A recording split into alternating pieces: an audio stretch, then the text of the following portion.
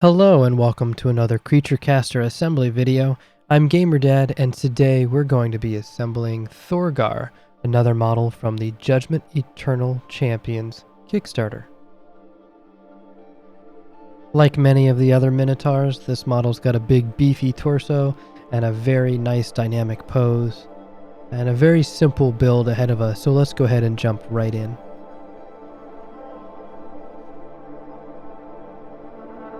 I've laid out all the parts for this model. You can pause the video here to make sure you've got everything you need. To start, as always, we clip out our parts and clean them up, and pull the first two pieces that we're going to need for the torso assembly. You want to make sure to dry fit this together to ensure that those contact points will meet cleanly. Make sure a nice, smooth, seamless fit. Apply your glue and put it together.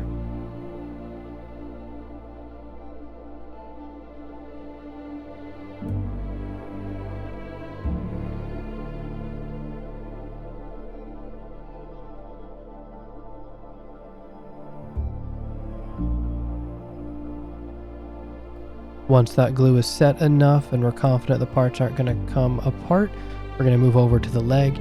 This leg is going to be sort of suspended in the air. It actually does not attach to the base. We're only going to be connecting that other extended leg to the base of the model. So we just want to look to ensure that around the hip joint we have a nice seamless fit. So dry fit, clean up that model a little bit, apply our glue and put it together.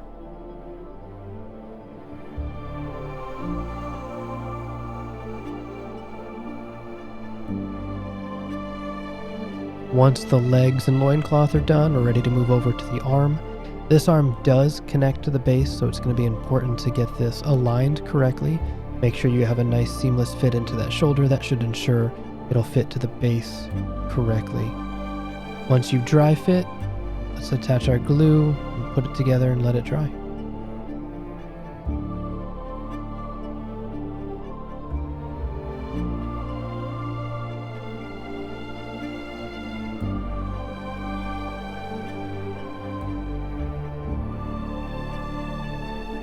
With the left arm attached, we're going to move over to the axe on his right arm.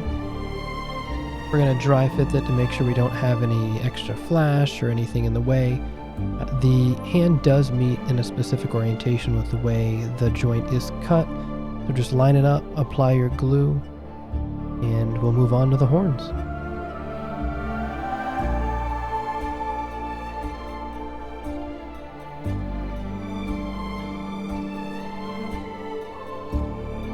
And now we're on to the finishing touches. We're going to dry fit to make sure that his horns correctly align into the little sockets. You can see that there's a little bit of a groove in the head and a little bit over towards the shoulder, so this should just kind of snap into place.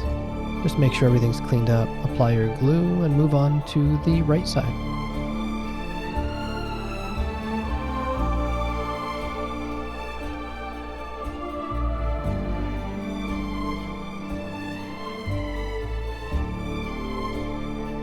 As we move on to the right side, this one was a little bit more troublesome for me because of the ear. It still fits just fine. Just make sure you line it up, ensure you have the right idea of how to fit it, apply your glue, and put it together.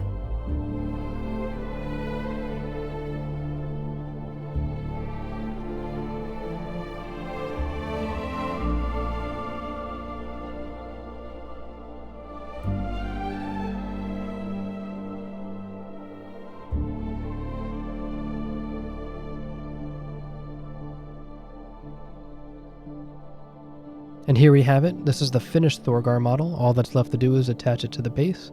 There's two contact points. You're just going to want to make sure that it all fits together. I found that putting the foot in first and kind of rotating the model forward allowed for me to align his fist into the rock.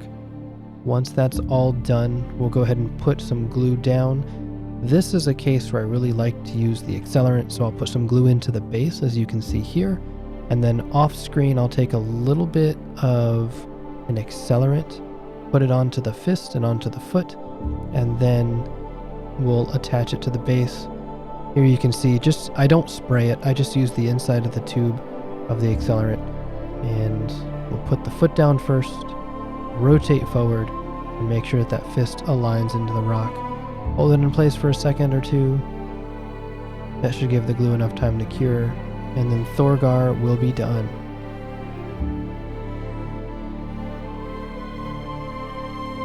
And you can see that accelerant dries that glue really quick. Here's the finished model, and then we're gonna move on over to the fancy 360 shot again for you. And here he is, a fully completed Thorgar model, ready for your paint and ready for battle on the Judgement tabletop.